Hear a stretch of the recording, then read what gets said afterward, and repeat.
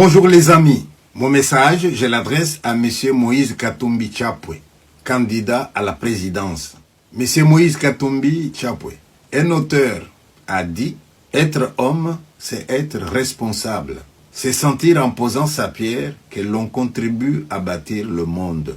C'est avoir honte d'une situation malheureuse, même si elle ne semble pas dépendre de soi. » Le Congo est en train de traverser une période de turbulence.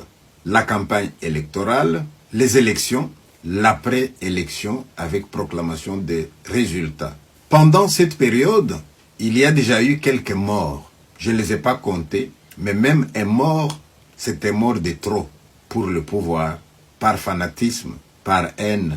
Nous avons vu des violences par-ci, par-là.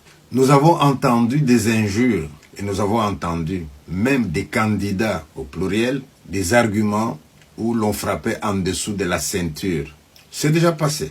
Maintenant, je voudrais qu'on regarde aujourd'hui, demain et après-demain. Quelles sont les possibilités qui s'offrent à vous maintenant, M. Moïse Katumbi Tchapwe? Le jour de la proclamation des résultats des élections, il est probable qu'on nous dise le nouveau président, c'est M. Moïse Katumbi Tchapwe. Il est aussi probable qu'on nous dise M. Moïse Katumbi Tchapwe n'est pas sorti premier, quelqu'un d'autre l'a dévancé. Et mon problème c'est, qu'est-ce qui va se passer dans les deux éventualités? Je peux espérer que si vous sortez président, vous allez éviter les triomphalismes. Vous n'allez pas dire que vous avez battu des gens. Non, vous êtes sorti premier. Et parmi ceux qui avaient des idées différentes des vôtres, il y a peut-être des gens qui pourraient vous aider à diriger le pays. C'est dans la première éventualité. Mais soyons lucides, envisageons aussi l'autre éventualité. On proclame les résultats et on dit Moïse Katumbi Tchapwe n'est pas le président, quelqu'un d'autre a eu plus de voix que lui. On dit généralement a perdu les élections, mais moi je n'aime pas ces termes-là. À ce moment-là, qu'est-ce que vous allez faire? Qu'est-ce que nous pouvons attendre de vous? Est-ce qu'on peut attendre que vous preniez votre téléphone, que vous appeliez le président pour le féliciter et exprimer votre disponibilité pour un autre poste? Ou est-ce que nous allons partir dans la contestation, dans les difficultés qui pourraient peut-être provoquer encore des morts? C'est là que j'ai peur.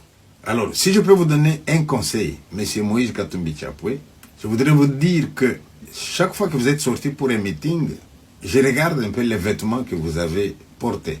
Tantôt c'est du blanc, tantôt c'est une sorte de sariana chemise avec l'image de la Vierge dessus. Dans les arts martiaux, la couleur blanche, c'est la couleur de l'innocence. Tu entres dans un club de karaté, de judo, tu as la ceinture blanche, tu es tout innocent. Et quand tu auras la formation qu'on donne, tu atteins le niveau maximal, tu as la ceinture noire, symbole de la mort, tu deviens dangereux à ce moment-là. J'ose espérer que le symbole du blanc continuera à vous caractériser. Lorsque vous portez une chemise sur laquelle on voit l'image de la Vierge, eh bien, c'est la Vierge de la paix, de l'amour. La Vierge qui va rassembler tous les enfants parce que nous sommes les enfants de ceux qui croient en elle. Sur ce point-là, avoir de l'espoir. Mais je vais quand même me méfier des gens fanatiques qui, eux, peuvent vous conseiller d'aller dans un autre sens.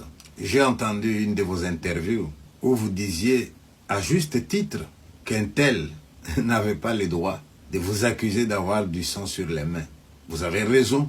Moi, je voudrais espérer que vous allez continuer à avoir des mains qui n'ont pas du sang. Alors, l'heure a sonné, pour moi, de vous dire que il faut maintenant préparer tout le monde au résultat. Résultat en votre faveur, tant mieux. Les gens vont applaudir, les autres vont fêter. Mais pendant que vous allez fêter, pendant que les gens vont applaudir, ben on peut appeler les gens de l'autre camp aussi. Venez, on va fêter ensemble.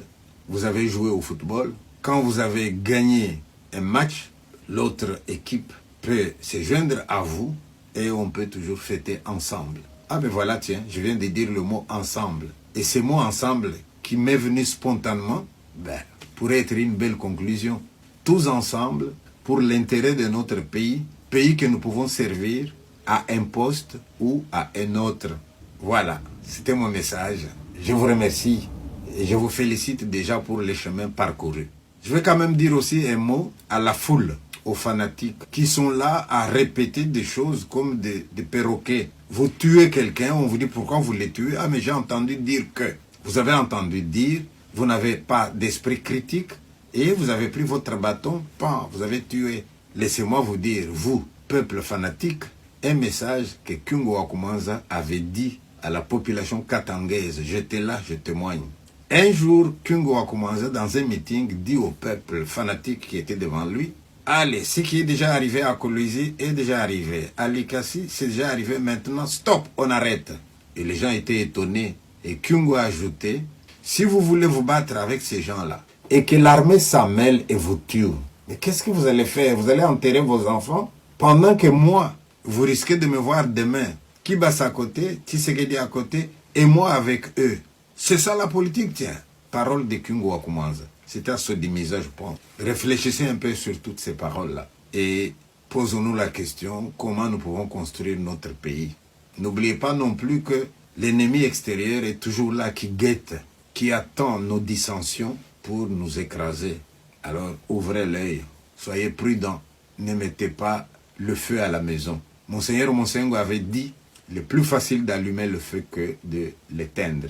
Voilà, je vous remercie.